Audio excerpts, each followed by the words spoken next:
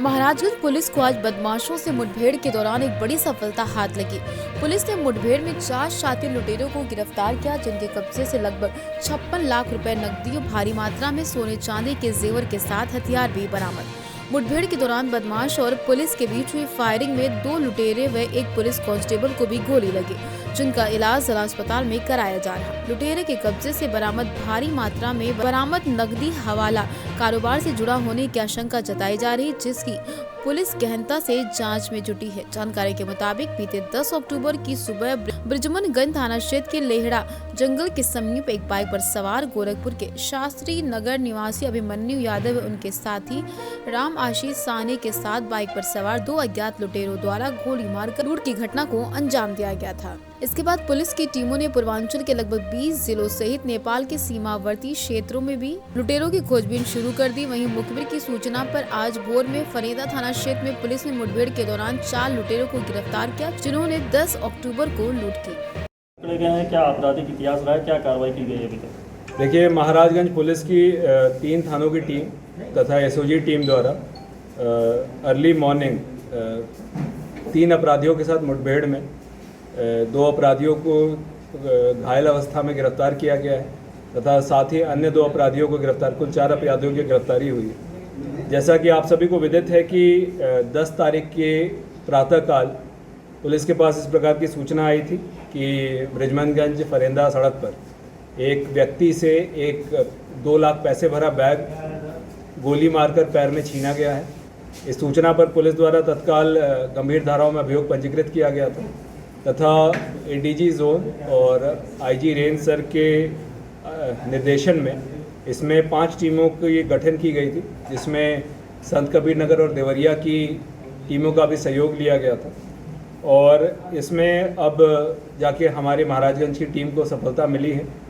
इसमें कुल 56 लाख रुपए और लगभग 12 लाख के आसपास पीली और सफ़ेद धातु की बरामदगी की गई है। घटना में प्रयुक्त 2 मोटरसाइकिल बरामद किए गए हैं, साथ ही 2 अवैध असले, एक 32 बोर की पिस्टल और एक 315 बोर का देसी तमंचा, यह बरामद किया गया है। अभी तक के गिरफ्तार कुल अपराधियों में विकास, जो मूल रूप से थाना पिपराइच के रहने वाले हैं, प्रवीण नौतनवा थाना क्षेत्र का, राम प्रवेश राजभर जो शाहपुर थाना क्षेत्र का है और विद्यासागर जो पनेरा थाना क्षेत्र, इनको गिरफ्तार किया गया है। और साथ ही इनसे अभी तक की पूछताछ में एक 5वां अभियुक्त जो मूल रूप से बाराबंकी का रहने वाला है, उसकी शिनाख्त की गई है, जिसके ऊपर 25,000 का इनाम घोषित करते हुए उसकी गिरफ्तारी हेतु टीमों को लगाया जा रहा है। इस मुकदमे में जहां पर वादी द्वारा 2 लाख रुपए जाने की बात बताई गई थी, उसके सापेक्ष कुल लगभग 56 लाख रुपए और 12 लाख रुपए की ज्वेलरी अभी तक बरामद की गई है।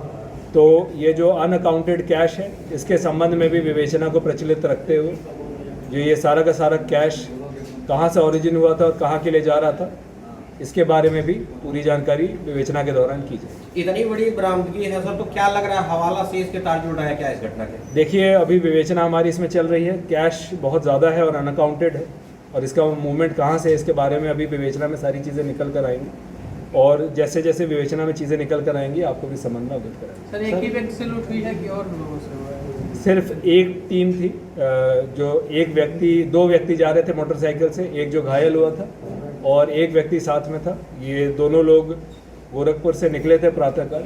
इनके पास 2 बैग था जो अभी तक की पूछताछ में निकल कर आया, और उसमें से जितना हमारे पास कैश अभी तक और ये पीली और सफ़ेद धातु बरामद हुई, इसके अलावा भी अगर 5वें अभियुक्त के पास कोई कैश है तो उसके बारे में भी अग्रिम विवेचना में जानकारी बताया जा रहा है, क्या जानकारी है उसको? इन सभी अभियुक्तों से अभी तक की पूछताछ में निकल कर आया है कि बाराबंकी का एक अभियुक्त जो इनके साथ सिद्धार्थनगर जेल में बंद था, जहां पर इनकी मित्रता हुई थी, वो भी इस घटना में संलिप्त था।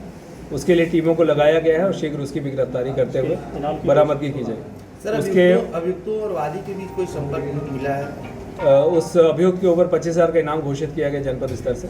अभियुक्त और वादी के बीच में अभी तक किसी प्रकार के कोई संबंध नहीं मिले, मगर इस घटना में जो 2 मूल अभियुक्त पकड़े गए हैं, वो कोलोई में अभी से 2 वर्ष पूर्व हुई एक घटना, जिसमें कोलोई, चिलुआ ताल और सिद्धार्थनगर में घटनाएं हुई थी, उसमें भी इनकी संलिप्तता थी।